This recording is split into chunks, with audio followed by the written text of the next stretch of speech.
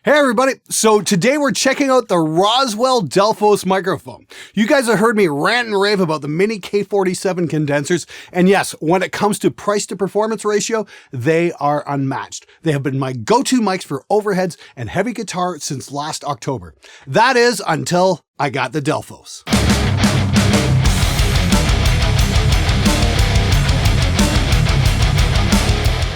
Okay, so the Delphos is a large diaphragm condenser mic. It has two patterns, omni and cardioid, and has a 10 dB pad. It has a transformerless optimized signal path, very high sensitivity, and low self-noise. It's assembled and burned in California and is extensively tested.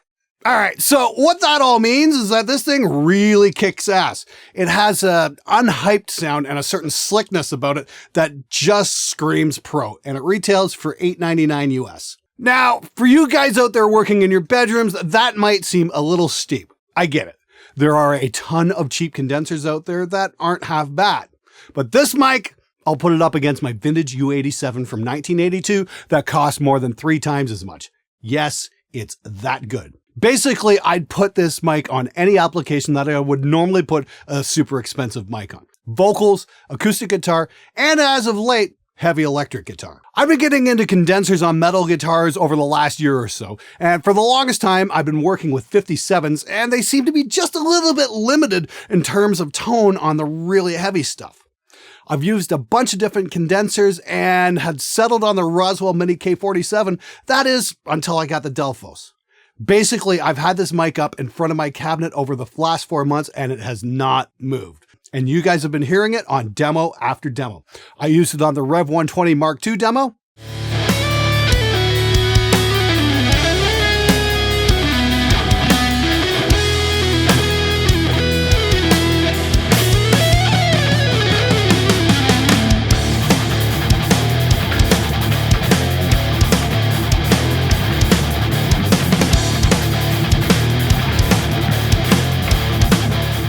My Charbonneau custom video.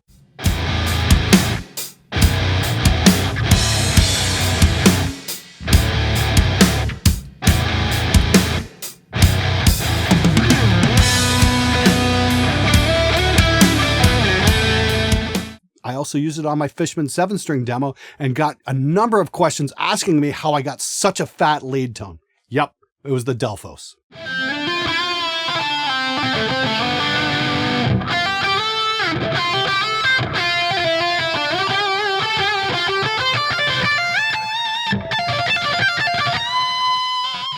I've even used it on my cheap versus expensive Strat video.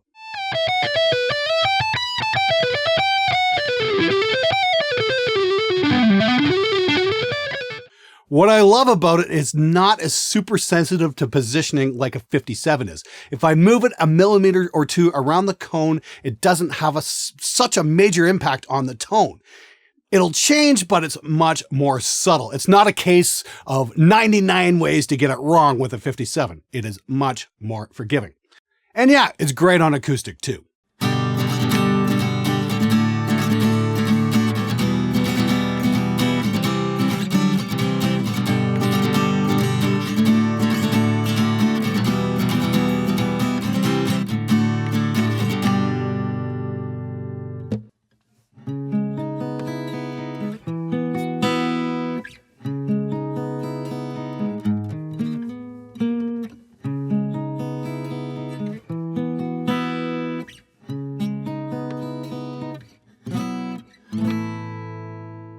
But how is it as a vocal mic? Thick and clean and not sibilant at all. Here's a full mix where we use the Delphos on the rhythm guitar and the vocals. Interestingly enough, I found that the tracks worked very well in the mix and didn't fight for space. This was something I was originally very concerned about, but because this mic isn't hyped, the tracks work well together.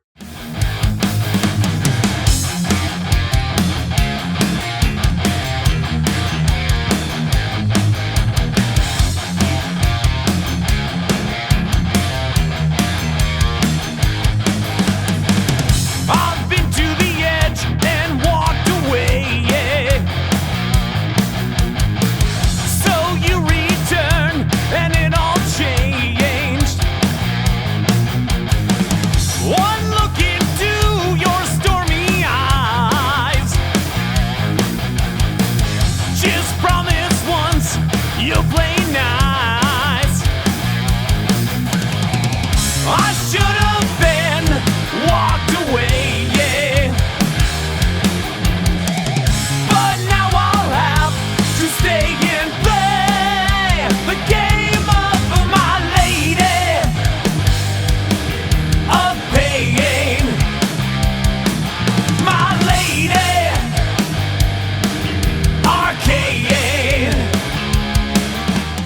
Yeah, there's a certain clarity and presence with the guitar and vocals that I am really liking.